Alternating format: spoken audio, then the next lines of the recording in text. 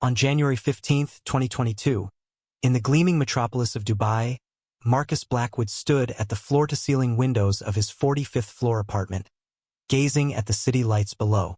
The Burj Khalifa dominated the skyline, its spire piercing the night sky like an exclamation point on his success. At 38, Marcus had everything most men dreamed of: wealth, status, and professional achievement as one of the leading Canadian real estate developers in the UAE. His company, Blackwood International, had just completed the Oasis Residences, a luxury development that had further cemented his reputation. Yet as he swirled the amber whiskey in his crystal tumbler, a familiar emptiness gnawed at him. The spacious three-bedroom apartment with its marble floors and custom Italian furniture felt hollow tonight, as it did most nights. 3 failed relationships in the past 5 years had left him wary. His last girlfriend, an interior designer from London, had ended things 6 months earlier, calling him pathologically controlling during their final argument.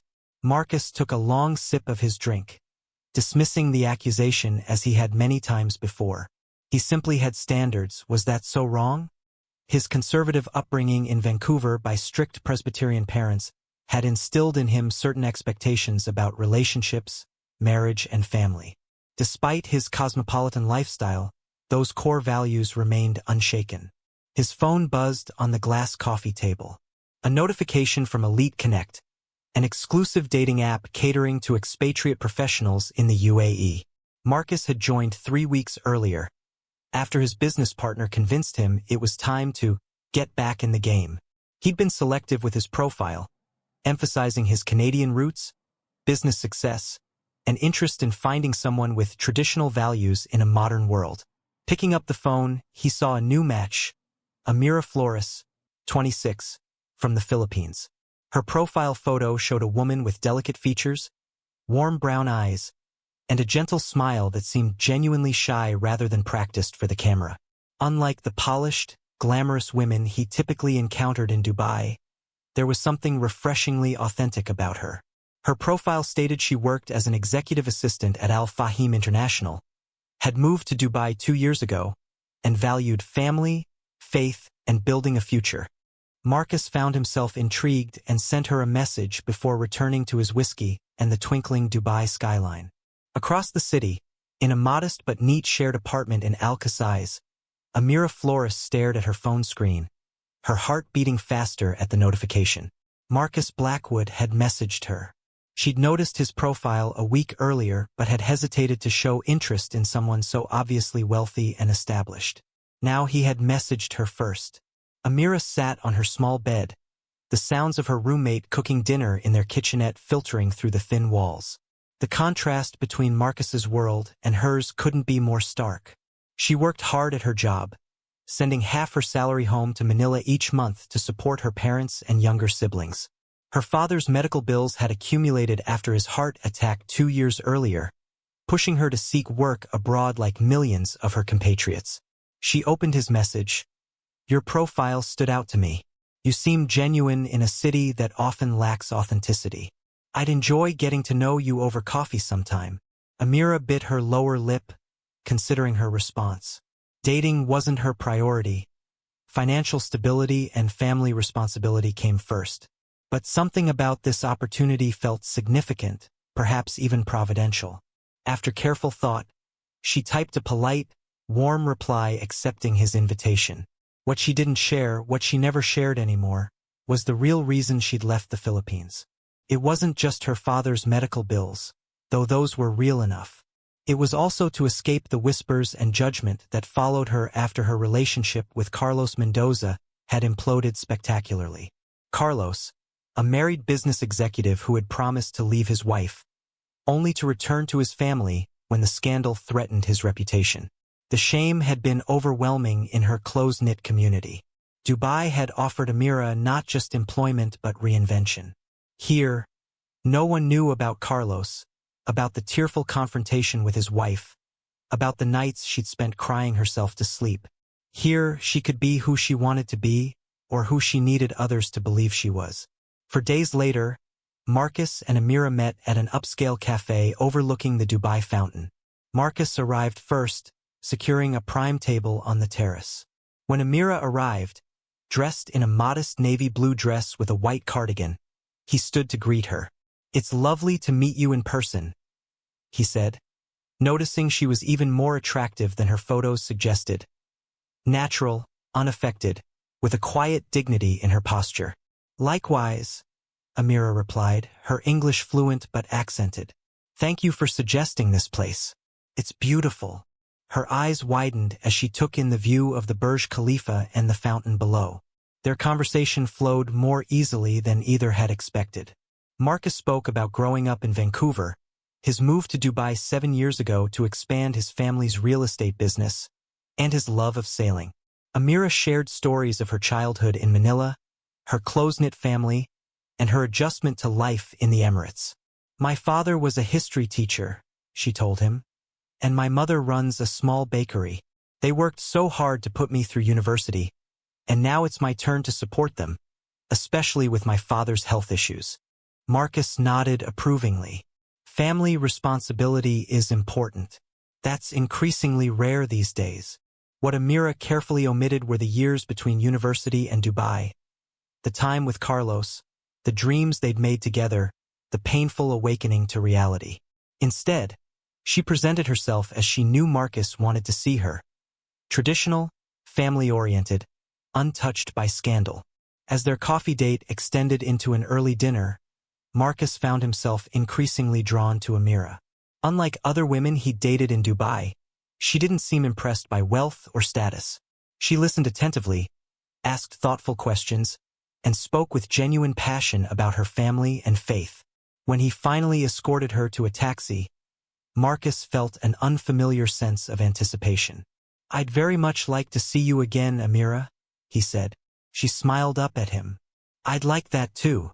Over the next 3 months, Marcus and Amira's relationship developed through carefully chaperoned dates. Marcus appreciated what he perceived as Amira's traditional values. She never invited him to her apartment, never stayed out too late, and maintained appropriate boundaries. For her part, Amira genuinely enjoyed Marcus's company and attention, finding in him both the stability she craved and genuine affection that had been missing with Carlos. By April, they were seeing each other exclusively. Marcus introduced Amira to his business associates at company events, proud to have such a graceful, appropriate partner by his side. In private moments, he found himself sharing more personal thoughts than he had with anyone in years. "My parents always expected perfection," he told her one evening as they walked along the marina. "In school, in business, in personal conduct. Nothing less was acceptable." Amira squeezed his hand. "That must have been difficult for a child." "It made me who I am," he replied, "though I recognize it's probably why my last relationship failed. Rebecca said I expected too much from her." Amira remained silent, a small knot of anxiety forming in her stomach. The pressure to remain perfect in Marcus's eyes grew heavier with each passing day, with each deepening of his feelings for her. In late April, Amira's close friend Jasmine invited her for coffee on their day off. They'd met at a Filipino community event shortly after Amira arrived in Dubai, and Jasmine was the only person who knew the full truth about Amira's past. "So it's serious with the Canadian developer?" Jasmine asked as they sat in a small cafe far from the glossy venues where Amira went with Marcus. "I think so," Amira admitted. "He's talking about taking me to meet his parents in Vancouver later this year." Jasmine stirred her coffee slowly. "Have you told him about Carlos?" Amira looked down. "No, and I'm not going to." "Amira, it's in the past." Amira cut her off. "It has nothing to do with who I am now or my relationship with Marcus." Jasmine looked skeptical. "Relationships built on lies don't last." "It's not a lie," Amira insisted. "It's just selective disclosure. Marcus values traditional things. If he knew about Carlos, if he truly loves you, he would understand." "You don't know that," Amira replied, her voice tight with emotion. "You don't know how men like him think about these things. In his world, in my culture too, a woman's past matters. It shouldn't, but it does." The conversation ended unresolved, but Jasmine's words lingered in Amira's mind. a persistent whisper beneath the growing chorus of her feelings for Marcus. On May 12, 2022, exactly 4 months after their first message exchange, Marcus took Amira to dinner at Al Muntaha in the Burj Al Arab. As they dined 200 meters above the Arabian Gulf, with the glittering panorama of Dubai spread before them, Amira sensed something different in Marcus's demeanor, an unusual nervousness beneath his typical confidence. After dessert, as they sipped champagne, Marcus reached across the table for her hand. "Amira, these past months have shown me what I've been missing. You embody everything I value: grace, kindness, family dedication, and moral clarity." Amira's heart raced as he continued. "I know this may seem fast by some standards, but when you find what you've been searching for, why wait?"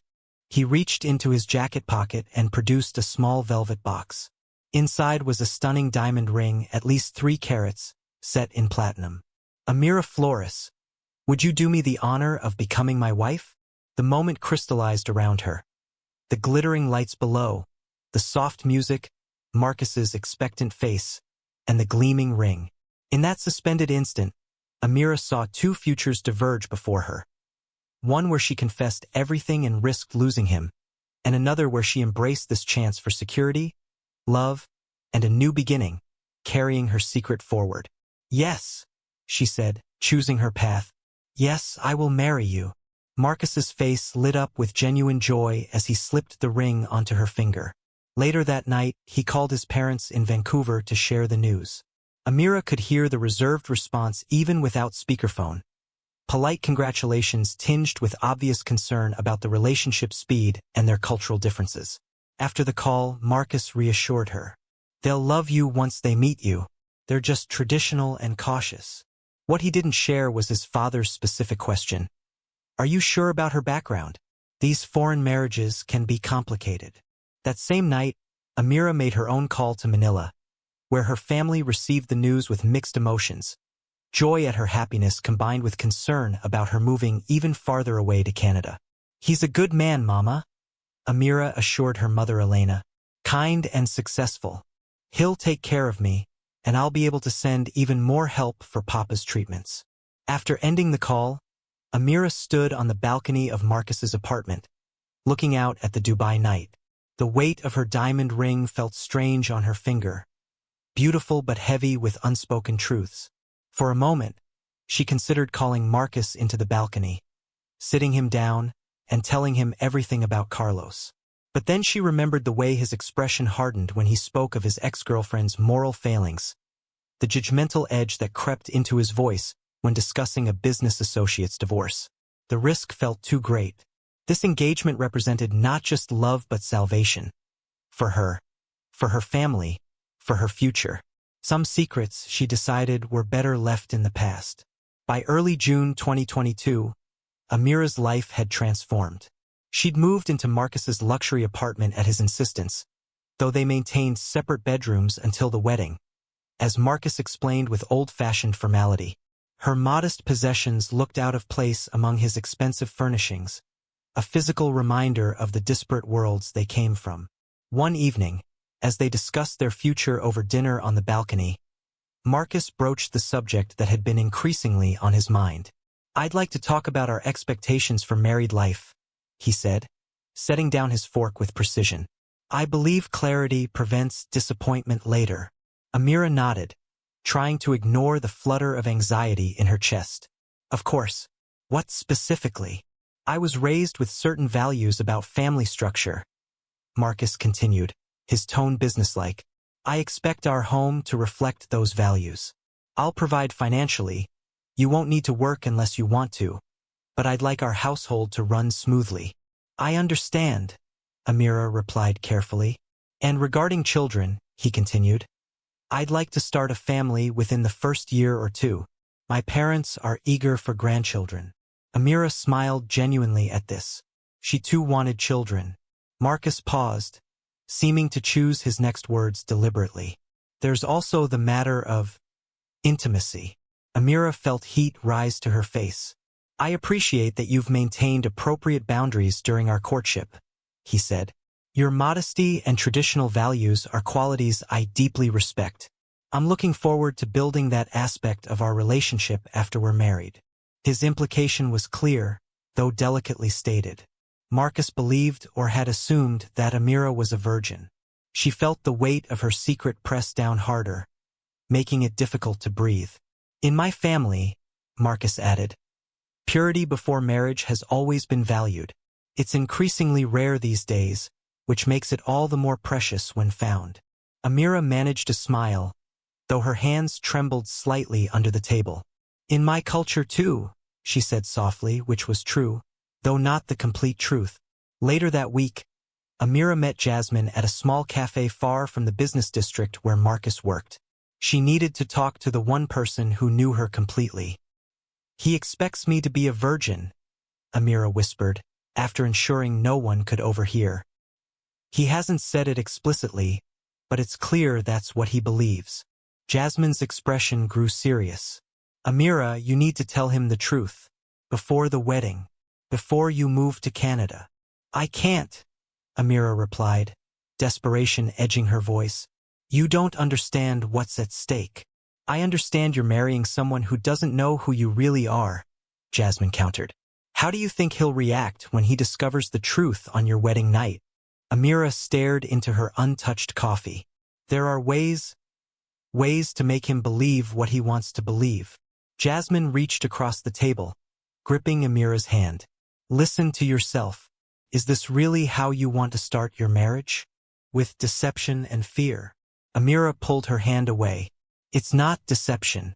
The person I am with Marcus is the real me, the person I've become. Carlos and that whole chapter was a mistake. One I've learned from and moved beyond. The past doesn't just disappear because we want it to, Jasmine said softly. Believe me, I know. That evening, alone in her room while Marcus worked late, Amira found herself thinking about Carlos and the life she'd left behind in Manila. They had met when she was 23, fresh out of university and working her first job at an advertising agency. Carlos, 15 years her senior, had been a client, charming, attentive, and seemingly successful. Their affair had developed quickly and intensely. Carlos claimed his marriage was already failing, that he and his wife lived separate lives, that he would leave her once the timing was right. For nearly 2 years, Amira had believed him, meeting in discreet locations, planning a future together, giving herself completely to someone who ultimately proved unworthy of such trust. The truth had emerged spectacularly when Carlos's wife confronted Amira outside her workplace, creating a scene that ensured everyone knew of her disgrace. The humiliation was compounded when Carlos promptly returned to his family, claiming Amira had pursued him and misunderstood his intentions. In the aftermath, facing judgment from colleagues, neighbors, and even some family members, Amira had applied for jobs abroad. Dubai represented not just employment but escape, a place to reinvent herself and leave the scandal behind. And she had succeeded. For 2 years, she had built a respectable life, made friends, though few as close as Jasmine, advanced in her career, and now found herself engaged to a successful, if somewhat rigid, man who offered stability and genuine affection. Telling Marcus about Carlos would risk everything. It wasn't just about his potential reaction to her not being a virgin. It was the deception itself, the fact that she had allowed him to believe something untrue about her fundamental identity in his eyes. As July progressed, wedding preparations accelerated. Marcus had decided on a September ceremony in Vancouver, wanting to marry in his hometown with his family present. This meant an intense period of planning, visa applications, and logistical arrangements. During a video call with Marcus's parents, Walter and Margaret Blackwood, Amira felt the full weight of their assessment.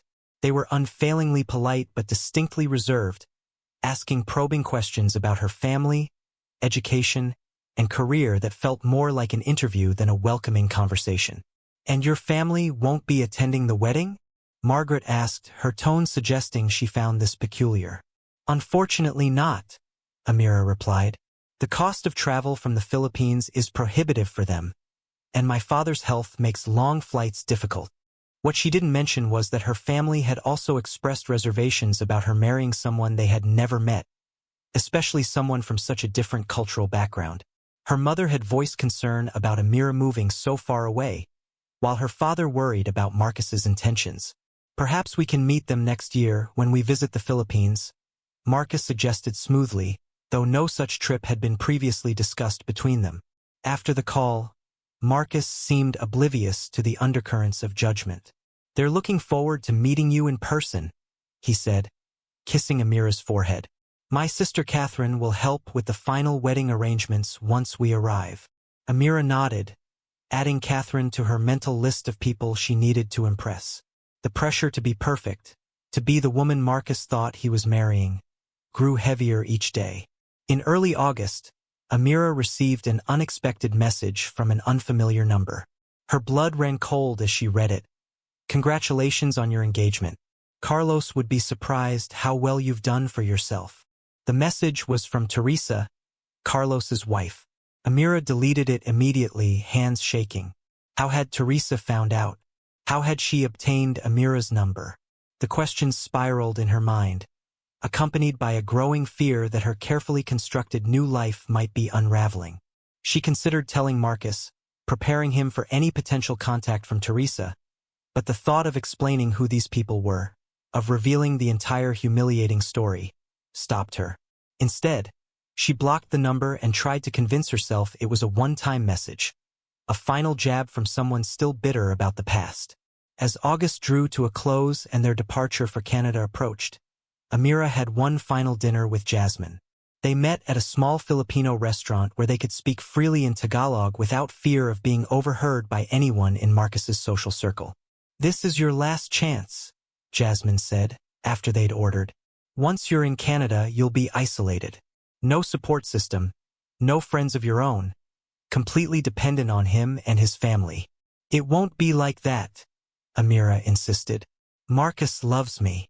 "He loves who he thinks you are," Jasmine corrected gently. "And from what you've told me about him, about his traditional values, I'm worried how he'll react if he discovers the truth." "He won't," Amira said with more confidence than she felt. Jasmine reached into her purse and handed Amira a small envelope. "My cousin lives in Vancouver. Her name and contact information are inside, along with some emergency cash, just in case." "Jasmine, just take it," Jasmine insisted. "I hope you never need it. I hope I'm wrong about everything. But if I'm not, promise me you'll reach out for help." Amira reluctantly took the envelope, touched by her friend's concern yet unwilling to acknowledge the fears that had begun to wake her in the middle of the night, the growing sense that she had set in motion something she couldn't control. Their goodbye at the restaurant was emotional, both women aware it might be a long time before they saw each other again.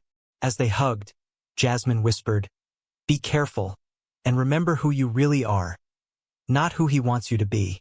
On September 5, 2022, Amira stood in the bedroom she'd occupied in Marcus's apartment, looking around at the now empty space.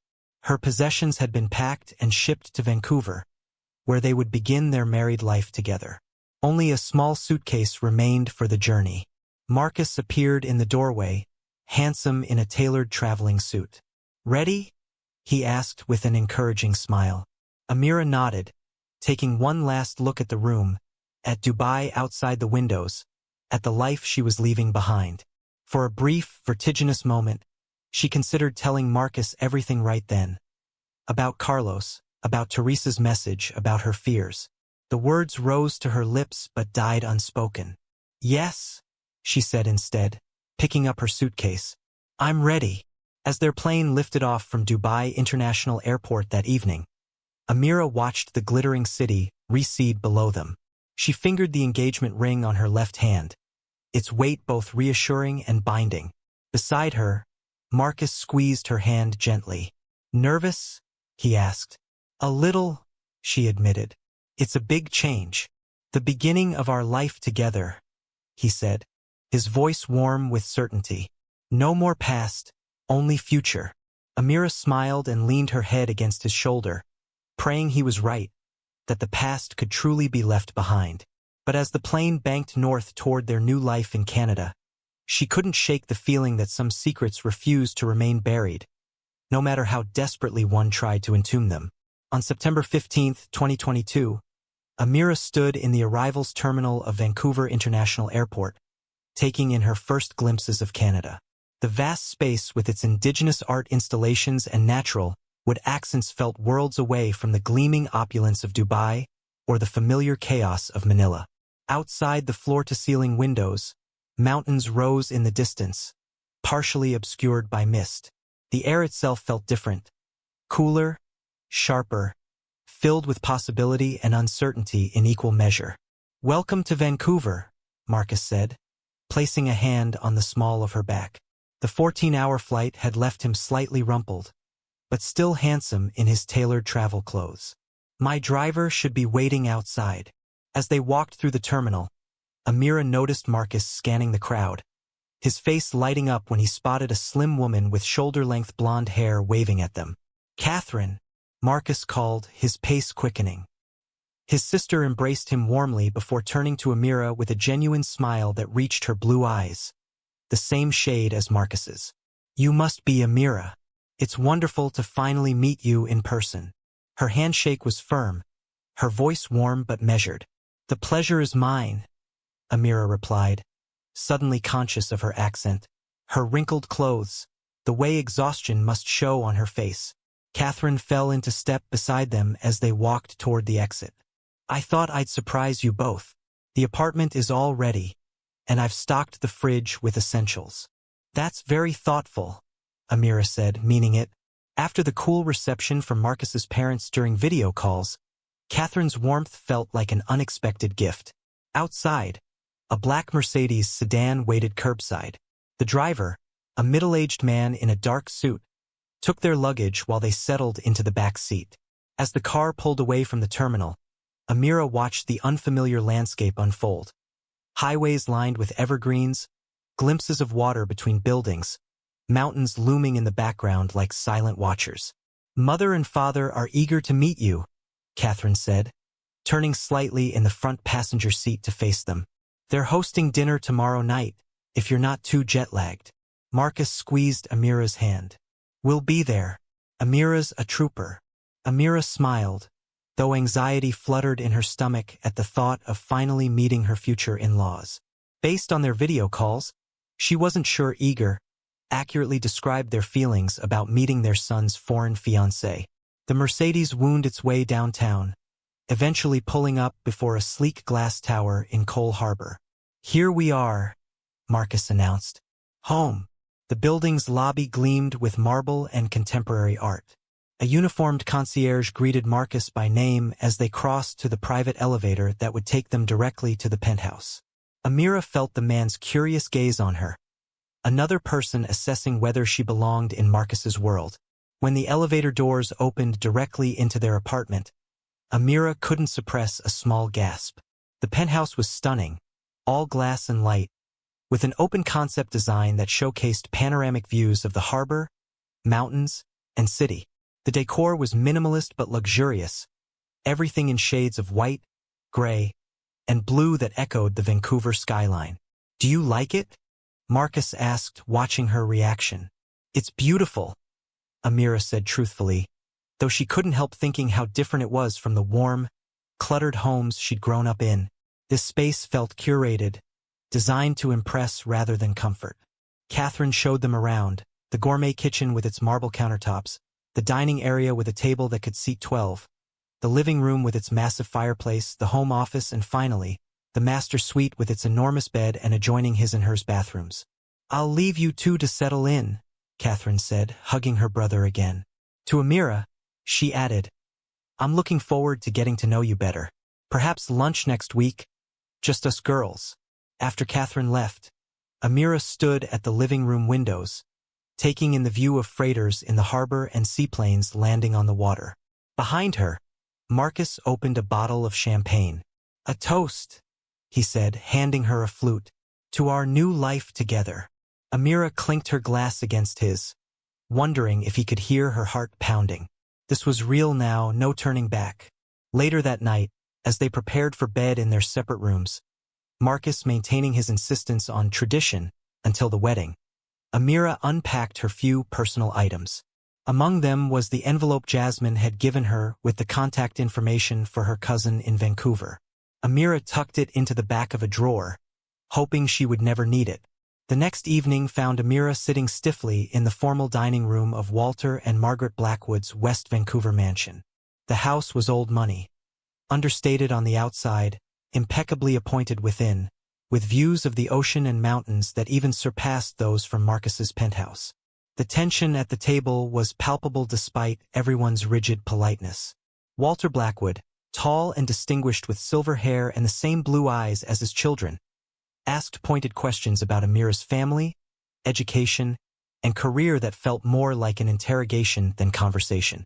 Margaret, elegant in pearls and a cashmere sweater, watched Amira with cool assessment, noting every hesitation, every uncertain use of cutlery. "And your parents were comfortable with this arrangement?" Walter asked, cutting precisely into his salmon. "Marrying someone you've known for such a short time, moving across the world?" "They trust my judgment," Amira replied carefully, "and they want my happiness above all." "Family is important to Amira," Marcus interjected. "It's one of the values we share." Catherine, sensing Amira's discomfort, steered the conversation toward wedding plans. "The Fairmont has confirmed our booking for the Pacific Ballroom on October 2nd. The florist needs final approval on the arrangements by Friday." Amira felt a surge of gratitude toward her future sister-in-law.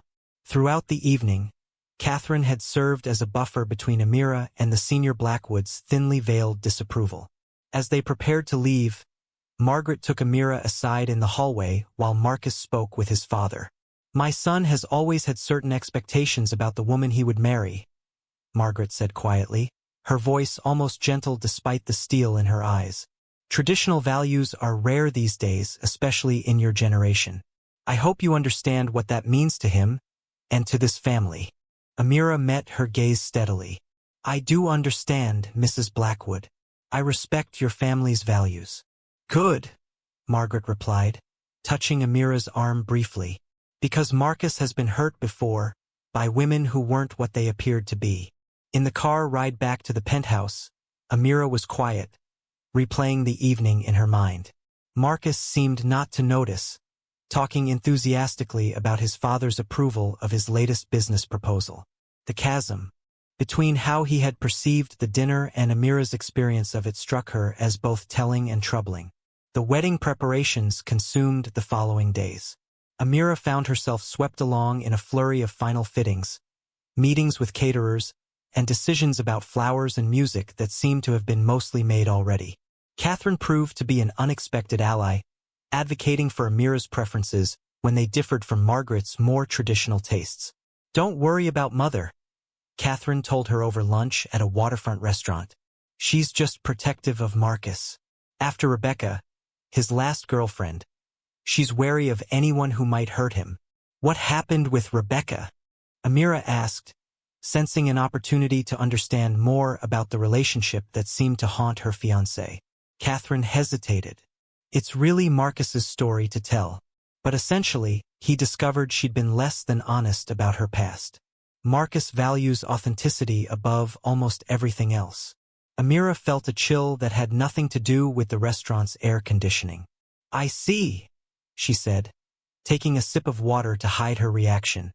The wedding day arrived with perfect October weather. Clear skies, crisp air, and the maple trees in Stanley Park blazing with autumn colors. The ceremony at the Fairmont Pacific Rim was small but lavish, with only 50 guests, most of them Marcus's family, business associates, and longtime friends. Amira stood alone on her side of the aisle, keenly aware of the absence of her own family and friends. The traditional Christian ceremony emphasized values of purity, honesty, and fidelity. As the minister spoke of two becoming one in truth and love, Amira felt a wave of guilt so powerful she momentarily feared her knees would buckle. She glanced at Marcus, handsome in his tuxedo, his expression one of absolute confidence and joy as he recited his vows. At the reception, Amira moved through the crowd of strangers, accepting congratulations with a practiced smile.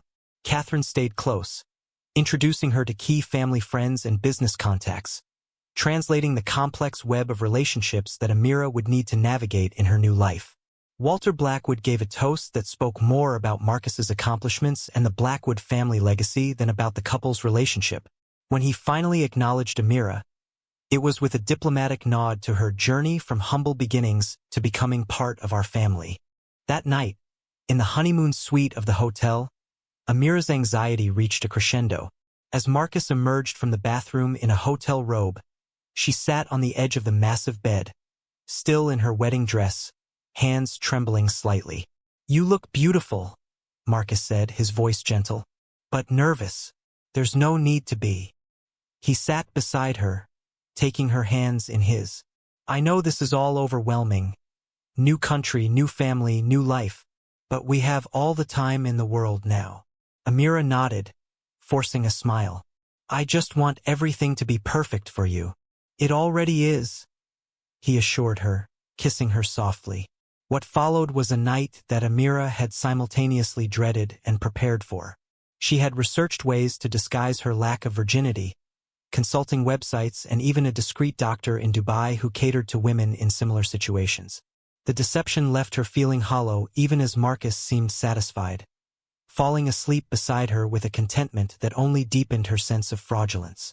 The next morning, they left for their honeymoon at a luxury lodge in Whistler. The drive along the sea-to-sky highway revealed breathtaking views of mountains and ocean that would have delighted Amira under different circumstances. Instead, she found herself watching Marcus, searching for any sign that he suspected the truth. Their private chalet at the lodge was isolated and romantic, with floor-to-ceiling windows overlooking a pristine forest and a private hot tub on the deck. The first day passed pleasantly enough, with a couple's massage and dinner at the lodge's acclaimed restaurant. But on the second evening, as they relaxed in the hot tub with glasses of wine, Marcus made a comment that sent ice through Amira's veins despite the steaming water. "You know," he said, tracing patterns on her shoulder, "you weren't quite what I expected on our wedding night." Amira froze, her wineglass halfway to her lips. "What do you mean?" she asked, fighting to keep her voice casual. Marcus shrugged, his expression unreadable in the dim light. "Just an observation. You seemed experienced for someone with your background." "I was nervous," Amira said quickly. "I read books, talked to friends. I wanted to please you." Marcus studied her face for a long moment before nodding. "You did," he said finally, leaning in to kiss her. But something had shifted between them, subtle yet undeniable. The seed of suspicion had been planted, and Amira feared what might grow from it. The remainder of their honeymoon passed under this new cloud of tension. Marcus became more questioning about her past, asking about old boyfriends and relationships in ways that felt like traps rather than genuine interest. Amira deflected as best she could, but each evasion seemed to deepen his suspicions. On their last day in Whistler, Marcus received a phone call that he took privately on the deck, speaking too quietly for Amira to hear. When he returned, his manner was distracted and cool. He claimed it was work-related, but the way he avoided her eyes told Amira something else was happening, something he wasn't sharing. As they drove back to Vancouver, silence filled the car. Amira watched the magnificent landscape pass by, wondering if her new life in Canada was already beginning to crumble beneath the weight of her secrets. Beside her, Marcus gripped the steering wheel tightly, his knuckles white, his thoughts clearly far from the road ahead. On November 15, 2022, 6 weeks after their wedding, Amira was arranging flowers in the penthouse living room when she heard Marcus's sharp intake of breath from his home office. She paused, listening to the sudden stillness, the absence of the keyboard clicking that had been the soundtrack to his morning. "Amira," he called, his voice controlled but with an edge she had never heard before. "Could you come here, please?" She set down the vase, wiping her hands on her skirt, an inexplicable dread rising within her. The weeks since their return from the honeymoon had settled into a routine, Marcus working, Amira managing their household and tentatively beginning to build a social life through the Filipino community church she'd found nearby. Catherine had been true to her word about wanting friendship, meeting Amira for lunch regularly and introducing her to people outside Marcus's immediate circle. Yet there had been moments of tension, of Marcus asking questions about her past that felt like tests she was failing without knowing the criteria. Sometimes she would catch him watching her with an expression she couldn't decipher, somewhere between curiosity and suspicion. Amira entered the office to find Marcus staring at his computer screen, his face pale and rigid. He didn't look up when she entered, instead gesturing to the chair across from his desk. "Sit down," he said quietly. Amira sat, her hands clasped tightly in her lap. Marcus turned his monitor toward her, revealing an email with several attached photographs. Amira's blood ran cold as she recognized herself in the images. Younger, her hair different, but unmistakably her with Carlos. In one photo, they were embracing outside a restaurant in Manila. In another, they were at a beach resort, his arm around her waist possessively. "Who sent these?" she whispered, though she already knew. "Teresa. It had to be. Does it matter?" Marcus countered, his voice frighteningly calm. "What matters is what they show. You and a man who is clearly not a casual friend. A man you've never mentioned." Amira opened her mouth but found no words. "His name is Carlos Mendoza," Marcus continued. "A married business executive in Manila. You were his mistress for nearly 2 years before coming to Dubai. A detail you somehow failed to mention during our entire relationship." The precision of his information confirmed Amira's suspicion. Teresa had done more than send photos. She had provided a complete narrative. "I can explain," Amira began, though she wasn't sure she could. "Can you explain lying to me every day since we met?" Marcus's control finally cracked, anger seeping through. "Letting me believe you were someone you're not? Allowing me to marry you under false pretenses? I am who you think I am," Amira insisted, tears forming. "That relationship was a mistake. One I wanted to leave behind. It doesn't change who I am now, who I've become." "It changes everything," Marcus said flatly. "You let me believe you were pure, untouched. You watched me build our relationship on values you knew were important to me, all while knowing you didn't share them." "I do share them," Amira pleaded. "One mistake in my past doesn't define me. I've learned, I've grown." "Stop." Marcus held up a hand. "Just stop. I've heard enough lies." He closed his laptop with deliberate care. "I need time to think about what this means for us. For now, I suggest you stay out of my way." With that, he left the office, and moments later, Amira heard the front door close. She sat frozen in the chair, the reality of what had just happened washing over her in waves. He knew. The secret she had carried across continents, the past she had tried to bury, had risen like a specter to haunt her new life. After an hour of sitting immobile, Amira finally returned to the living room, collapsing onto the sofa. Her phone buzzed with a message from Catherine, asking if she wanted to meet for coffee the next day. The normalcy of the request felt surreal against the catastrophe unfolding in her marriage. Marcus didn't return until late that night. Amira, unable to sleep, heard him enter and move directly to the guest bedroom without acknowledging her presence in the living room, where she had waited for hours. The door closed with a quiet click that somehow hurt more than a slam would have. The next morning, Amira woke early after fitful sleep on the living room sofa. She made coffee and waited, rehearsing explanations and apologies in her mind. When Marcus finally emerged, dressed for work as though nothing had happened, he barely looked at her. "Marcus, please," she began. "We need to talk about this." "What is there to talk about?" he asked coldly. "You lied. About something fundamental. Something you knew mattered to me." "I was afraid," Amira admitted. "Afraid of losing you, of being judged for one mistake in my past." "It wasn't the mistake," Marcus said, finally meeting her eyes.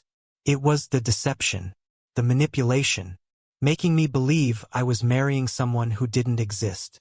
"I do exist," Amira insisted. "Everything you love about me is real. My feelings for you, my values now, my commitment to our marriage. How can I believe anything you say?" Marcus cut her off. "You've proven yourself capable of sustaining a lie for months. Who knows what else you're hiding?" Before Amira could respond, he grabbed his briefcase and left for work, the door closing with finality behind him. Over the following weeks, their relationship deteriorated further. Marcus became increasingly distant, spending long hours at work and sleeping exclusively in the guest bedroom. When he was home, he barely spoke to Amira, responding to her attempts at conversation with monosyllabic answers or silence. Amira found herself increasingly isolated. The few acquaintances she had made through Catherine seemed to drift away, suggesting Marcus had shared some version of events with his sister. Her calls to Jasmine in Dubai provided her only emotional support, but the 8-hour time difference and Jasmine's work schedule limited these conversations. "Maybe you should come back to Dubai," Jasmine suggested during one late-night call. "Or even Manila. This doesn't sound healthy, Amira." "I can't just leave," Amira replied, though she wasn't entirely sure why. Pride? Hope? Fear of failure? Or perhaps the simpler reality that she had nowhere else to go, no resources of her own in this foreign country. By early December, Marcus's cold distance had evolved into something more disturbing. He began questioning Amira's movements, checking her phone when she wasn't looking, even following her once when she went to the Filipino community center. His jealousy seemed to grow from the seed of her past deception, spreading like a poisonous vine through every aspect of their relationship. "Where were you today?" he would ask when he returned from work, though he knew her schedule rarely varied. "Who were you texting?" he would demand, if he saw her on her phone. The controlling behavior extended to their finances as well. Marcus began questioning Amira's small expenses, limiting her access to their joint account, requiring receipts for everything. The allowance he provided dwindled, making her increasingly dependent on his approval for even basic needs.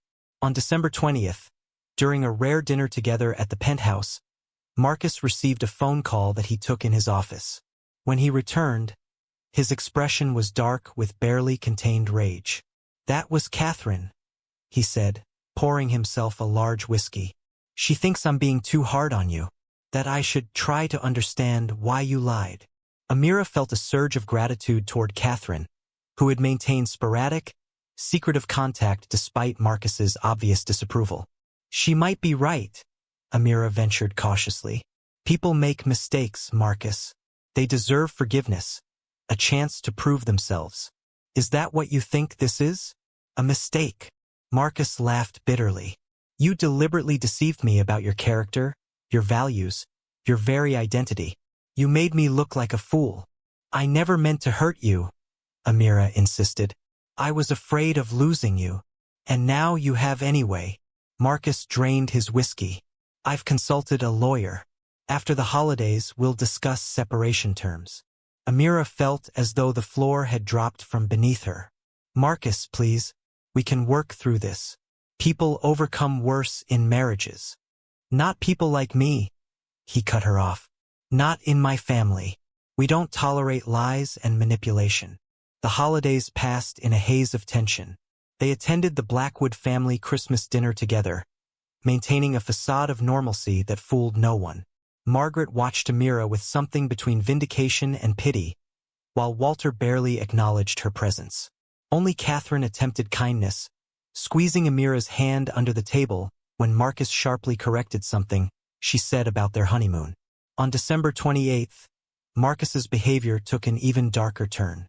Amira found him going through her personal belongings, including the hidden envelope from Jasmine containing her cousin's contact information. "Planning your escape?" he asked, waving the envelope. "Or meeting a new lover, perhaps?"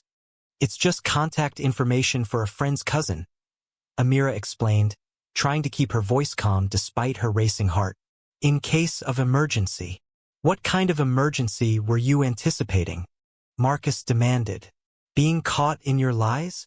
That night, after Marcus had gone to sleep, Amira used her phone to search for women's shelters in Vancouver.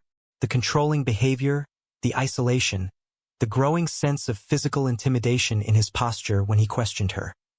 All were warning signs she could no longer ignore. Finding a list of resources, she carefully wrote down addresses and phone numbers on a small piece of paper that she hid in her shoe. The following day, while Marcus was at work, Amira contacted Catherine from a payphone near the grocery store where she'd been given permission to shop.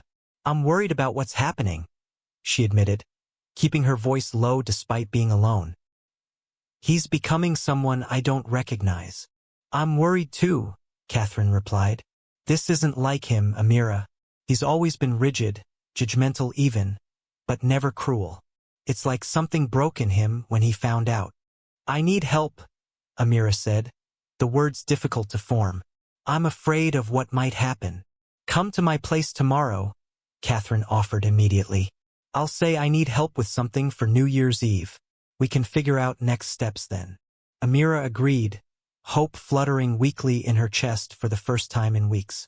That afternoon, she began discreetly packing a small bag with essentials. Documents, a few clothes, the dwindling cash she had managed to save from her allowance. She hid the bag in the back of her closet, behind winter coats she rarely wore. What she didn't know was that Marcus had installed a small camera in their bedroom after discovering Jasmine's envelope. That evening, when he returned from work earlier than usual, his face bore a calm that frightened Amira more than his anger. Going somewhere? He asked pleasantly, pouring himself a drink at the bar. Just to Catherine's tomorrow, Amira replied carefully. She needs help with her New Year's arrangements. How considerate of you, Marcus said, swirling the amber liquid in his glass. And the packed bag in your closet. Is that for Catherine too? Amira felt her blood run cold. You've been watching me? Protecting my interests, Marcus corrected. As it turns out, with good reason. First a liar, now a thief, planning to take what isn't yours and disappear. I'm not taking anything that belongs to you, Amira protested. Just my personal items, my clothes. Everything you have is because of me, Marcus interrupted, his voice rising. Your visa, your status, this home. You came with nothing, and you'll leave with nothing. The threat hung in the air between them as Marcus finished his drink and set the glass down with deliberate precision. We're going to have a longer conversation about this, he said, his voice returning to that frightening calm. After dinner, I suggest you prepare yourself to be honest for once. As Marcus walked toward their bedroom to change, Amira stood frozen in the living room, staring out at the harbor lights coming on as dusk fell over Vancouver. In the glass reflection, she caught sight of her own face, pale with fear, and behind it, the dark silhouette of the balcony. A premonition of danger swept through her with such clarity that she picked up her phone with trembling fingers and sent a text to Catherine. Something's wrong. He knows I'm planning to leave. I'm scared. Outside, the first drops of winter rain began to fall against the windows, obscuring the city lights into smears of color against the gathering darkness. The evening of December 30th, 2022, brought unseasonable rain to Vancouver. Inside the Blackwood penthouse, Amira set the dining table with trembling hands while Marcus watched from the kitchen island, nursing his third scotch. His calm expression belied the cold fury in his eyes. Dinner's almost ready, Amira said, forcing steadiness into her voice. I made that salmon you like. How domestic, Marcus replied flatly. The perfect wife, preparing a lovely meal while planning her escape. Amira turned to face him. Marcus, please, can we talk about this rationally? Rational. He took a deliberate sip of his drink. Was it rational to lie to me for months? To trick me into marrying someone who doesn't exist? I never meant to hurt you, Amira insisted, gripping a chair for support. I made a mistake by not being honest. But that doesn't erase everything between us. Marcus set down his glass with precision. You know what's interesting? I keep thinking about our honeymoon. How you seemed so practiced. Not at all like the innocent woman I thought I was marrying. The contempt in his voice made Amira flinch. Did you laugh afterward? He continued, his facade cracking. Did you message your friends in Dubai, telling them how you'd fooled the stupid, gullible Canadian? No, Amira whispered. It wasn't like that. Then what was it like? Marcus moved toward her with unnatural control. Explain how you could stand before me, my family, God, and make vows you never intended to honor. I did intend to honor them, Amira said, her voice stronger. One mistake in my past doesn't change who I am. It wasn't just one mistake. Marcus circled her like a predator. It was months of deliberate deception. You knew exactly what I valued in a wife, and you pretended to be that person. The oven timer beeped. Amira moved toward the kitchen, grateful for the reprieve, but Marcus blocked her path. The dinner can wait. We're not finished. Amira's phone chimed with a message. Marcus glanced at it. Catherine checking on you? My sister, the champion of liars. She's just concerned, Amira said carefully. She should be, Marcus replied, his voice dropping ominously. But not about you. Amira backed away, bumping into the table. Marcus, you're scaring me. Good. You should be scared. Actions have consequences. He moved to pour another drink. Amira glanced toward the front door, calculating her chances of reaching it. Marcus turned back as if reading her thoughts. Don't even think about it, he warned. Where would you go?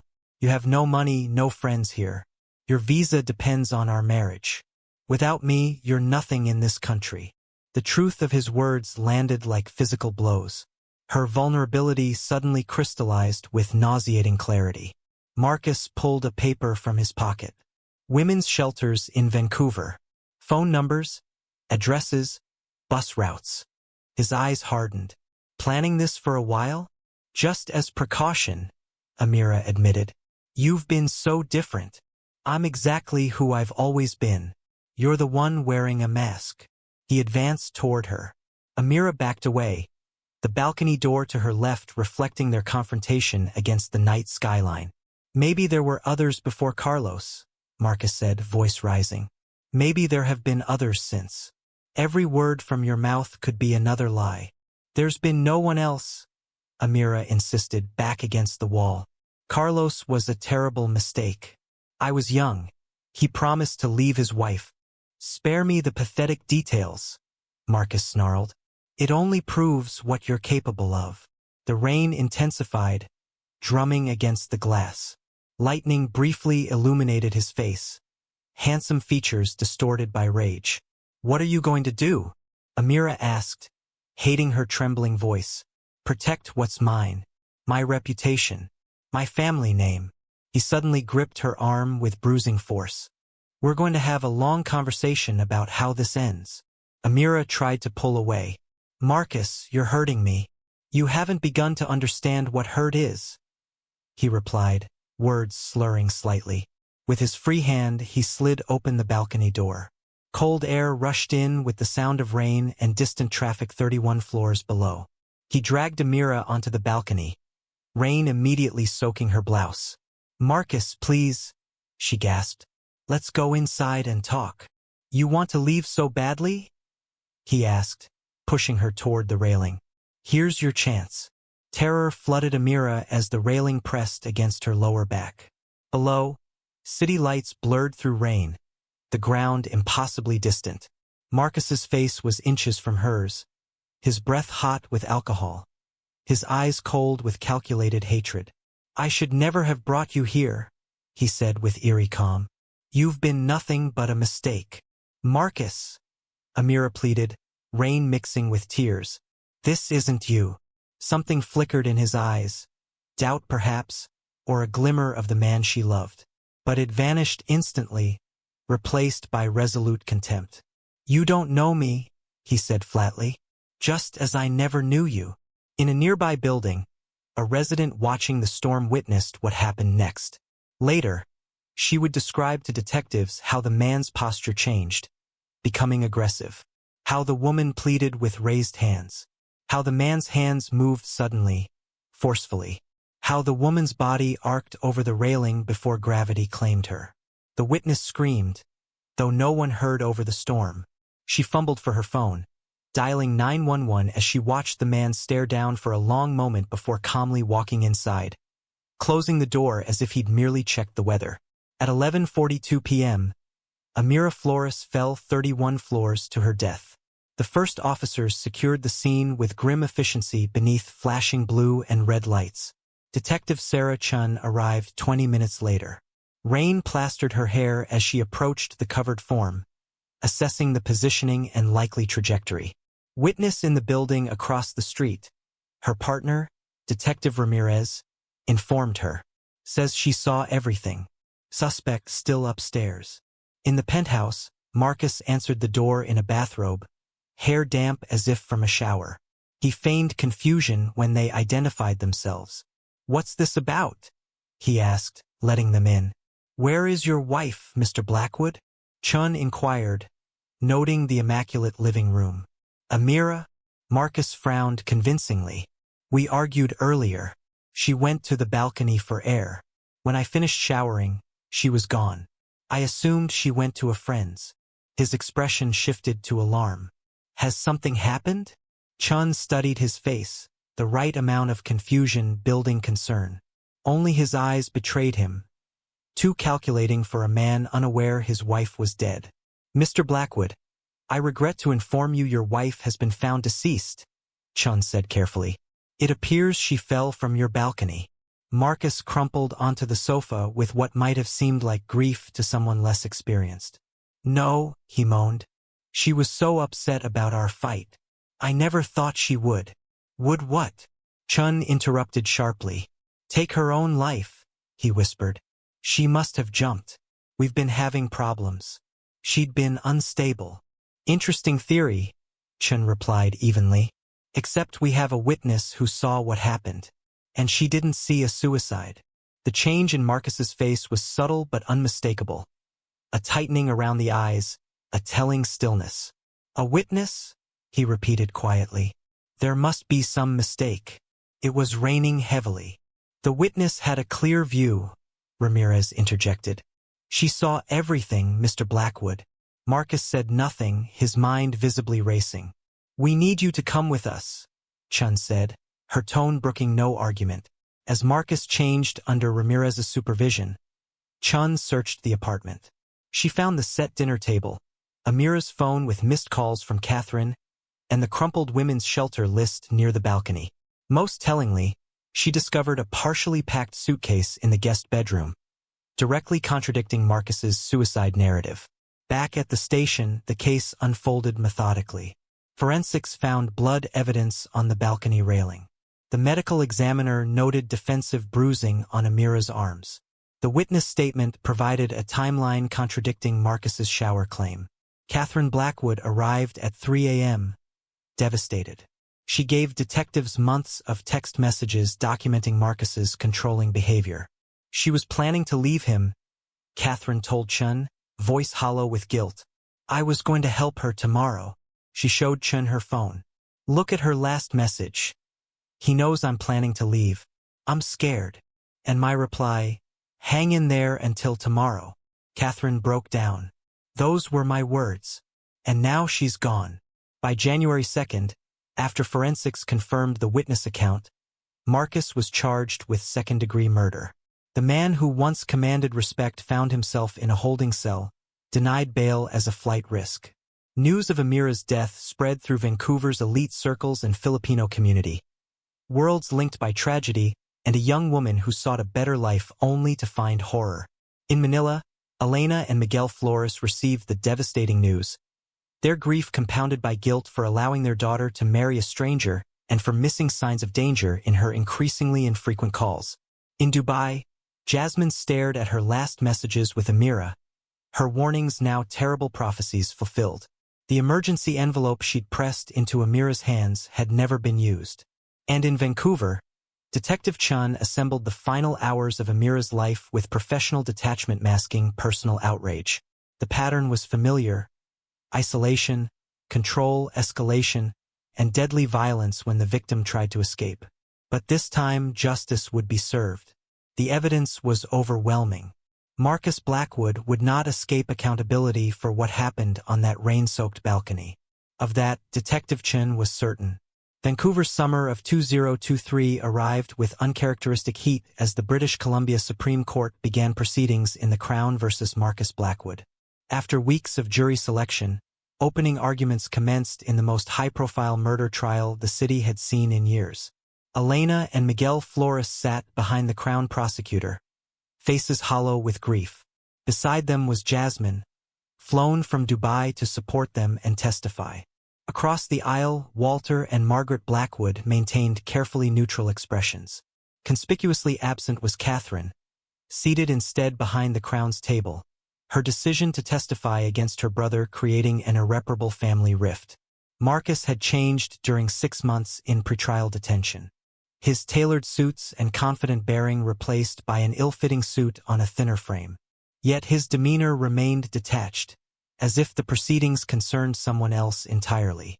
Crown Prosecutor James Wilson addressed the jury. This case is about the most fundamental betrayal of trust.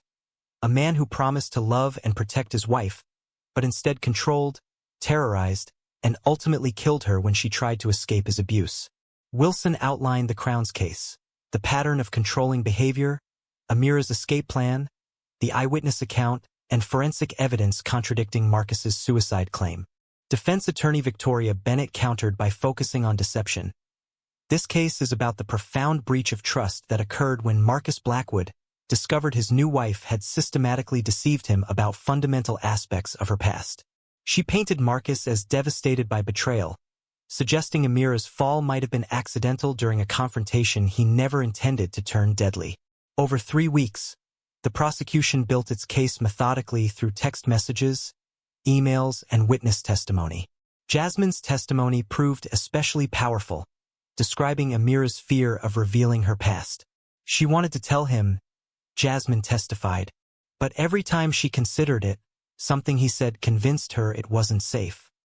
He had very specific expectations about the woman he wanted to marry. The medical examiner presented clinical evidence of defensive bruising and impact trauma consistent with being pushed.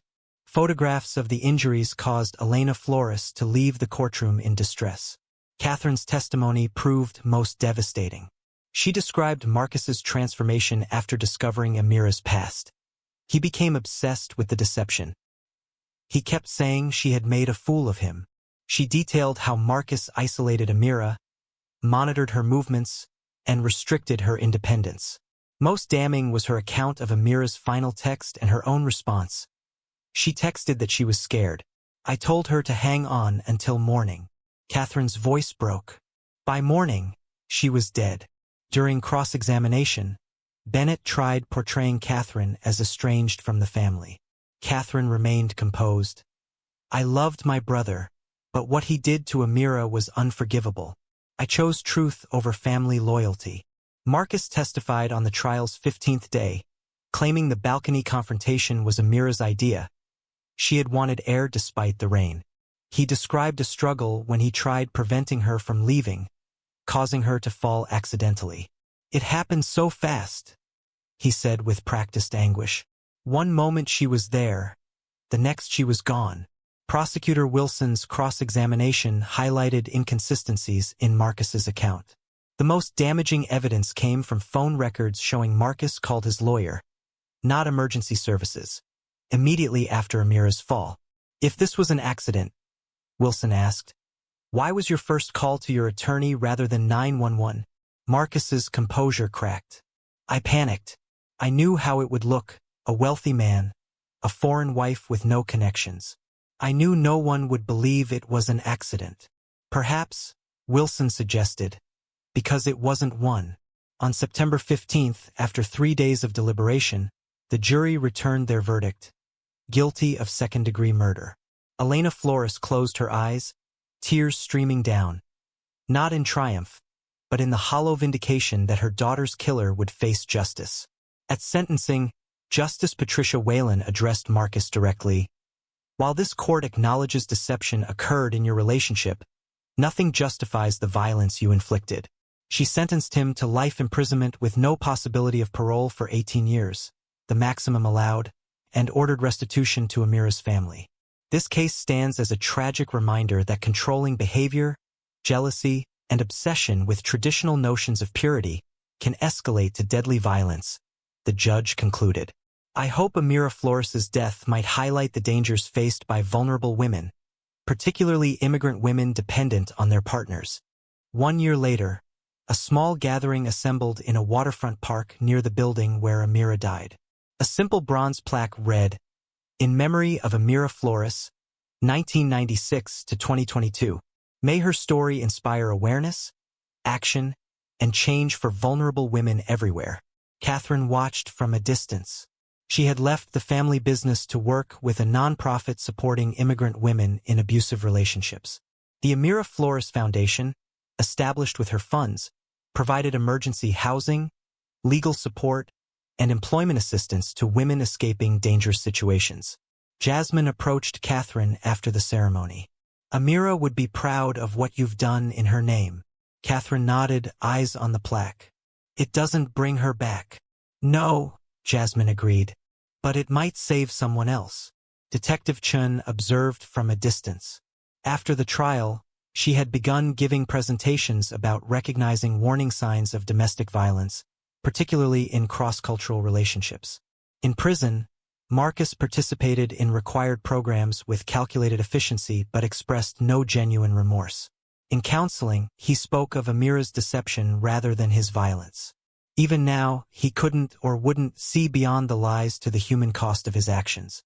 As evening fell over Vancouver on the anniversary of Amira's death, Catherine stood alone on the seawall, watching city lights reflect on dark harbor waters. In her pocket was a small photo of Amira from her wedding day, smiling, hopeful, unaware how quickly her dreams would shatter. "I'm sorry we failed you," Catherine whispered, her words carried away by the wind. "But I promise, your story will make a difference." It wasn't justice, nothing could truly be called justice measured against a life taken. But it was purpose, meaning extracted from tragedy. It was the only positive legacy possible from a life cut brutally short on a rain-soaked December night, high above the city that had promised a new beginning but delivered only an end. In the quiet park by the water, Amira's memorial plaque caught the last light of day, her name a permanent reminder of promises shattered and lessons learned too late.